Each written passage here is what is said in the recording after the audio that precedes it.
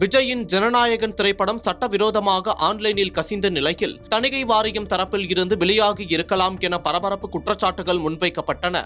இது தொடர்பாக தணிக்கை வாரியம் தற்போது விளக்கமளித்துள்ளது கவனம் பெற்றுள்ளது.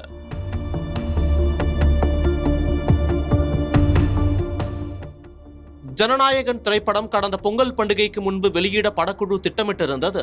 ஆனால் சென்சார் சான்றிதழ் கிடைக்காததால் படம் வெளியாவதில் சிக்கல் எழுந்தது.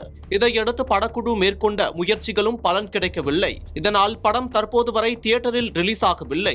தற்போது தமிழக சட்டசபை தேர்தல் தேதி அறிவிக்கப்பட்டுள்ளதால் இனிமேல் ஜனநாயகன் படம் தேர்தலுக்கு பிறகுதான் வெளியாகும் என கூறப்பட்டது. இதனால் விஜய் ரசிகர்கள், தாவேகா தொண்டர்கள் கடும் ஏமாற்றம் அடைந்தனர். இந்த நிலையில் ஜனநாயகன் முழு படமும் சட்டவிரோதமாக இணையத்தில் வெளியானது. முதலில் சில நிமிட காட்சிகளும் பின்னர் முழு படமும் HD தரத்தில் வெளியானது. இதனால் படக்குழு கடும் அதிர்ச்சியடைந்தது. ஜனநாயகன் படம் சட்டவிரோதமாக வெளியானதற்கு சக நடிகர்களும் அரசியல் தலைவர்களும் கண்டனம் தெரிவித்து வருகிறார்கள். தாவேகா நிர்வாகி ஆதவர்ஜுனா ஜனநாயகன் படம் சட்டவிரோதமாக இணையத்தில் ரிலீஸ் ஆனதில் அரசியல் தலையீடு இருப்பதாக கூறினார்.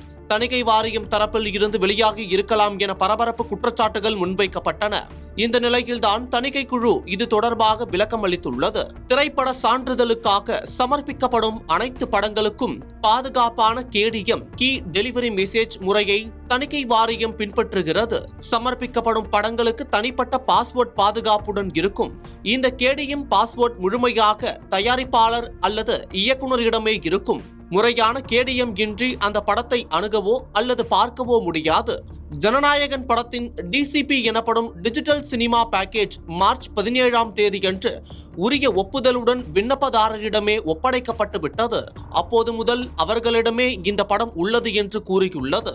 இதன் மூலம் தணிக்கை வாரியம் தாங்கள் மீது வைக்கப்பட்ட குற்றச்சாட்டுக்கு மறுப்பு தெரிவித்தது. கடைசியாக மும்பையில்தான் ஜனநாயகன் திரைப்படம் மறு தணிக்கைக்கு அனுப்பப்பட்டது குறிப்பிடத்தக்கது.